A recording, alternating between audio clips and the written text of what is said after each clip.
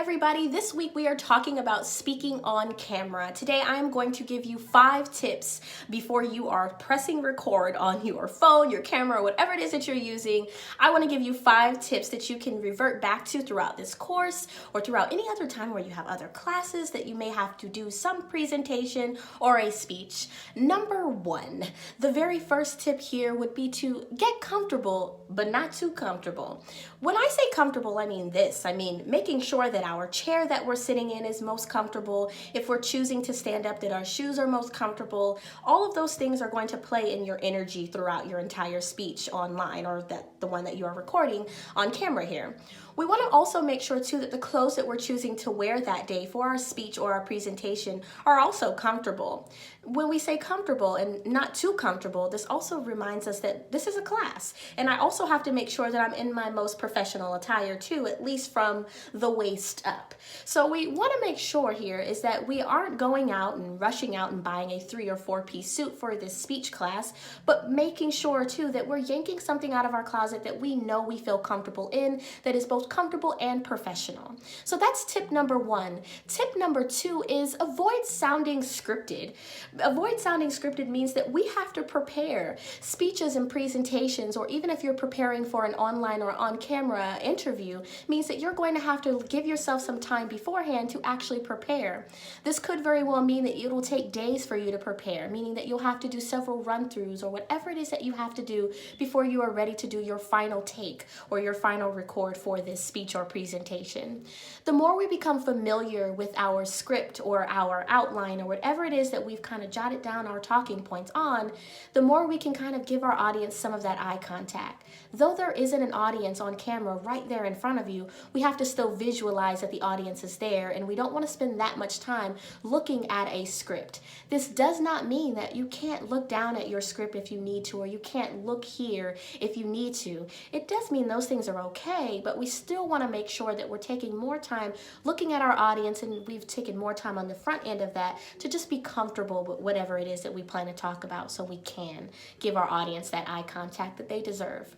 The third point here is to be mindful of our body language. This means that for all the times that you've heard whether mom, dad, or whoever tell you to sit up straight, these are the moments where you actually want to listen. So you may choose for your speeches this semester to stand up, and that's okay, or you may choose to sit down, and some speeches may require you to stand and others may require you to just sit down in your chair, and that's okay.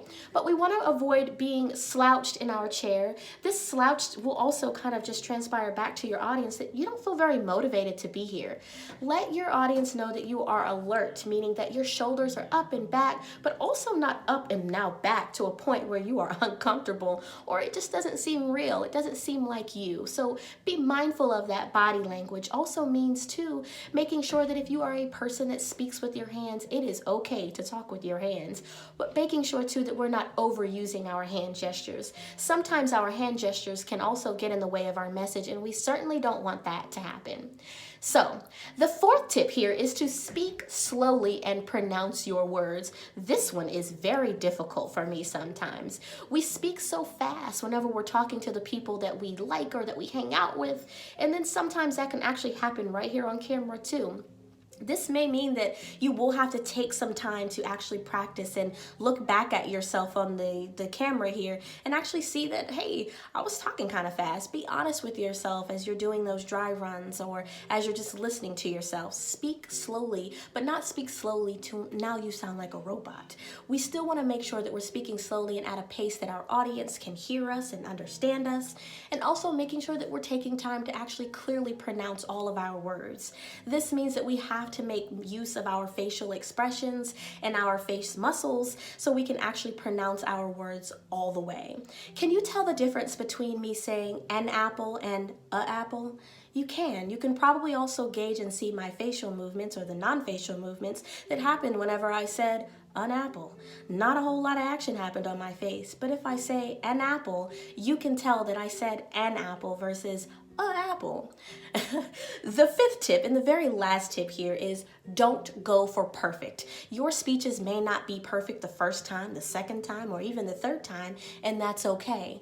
Don't go for perfect. It could very well mean that this is going to take some time, or it's a little unnerving to actually have a camera right in front of you while you know this is also going to be graded, or you know that this is an interview and somebody could be on the other end of this deciding whether or not you get a job. Do not go for perfect. Aim for being yourself, your most professional self, but don't aim for perfect. Give yourself some room to grow when it comes to your speeches throughout this class and just through your academic career.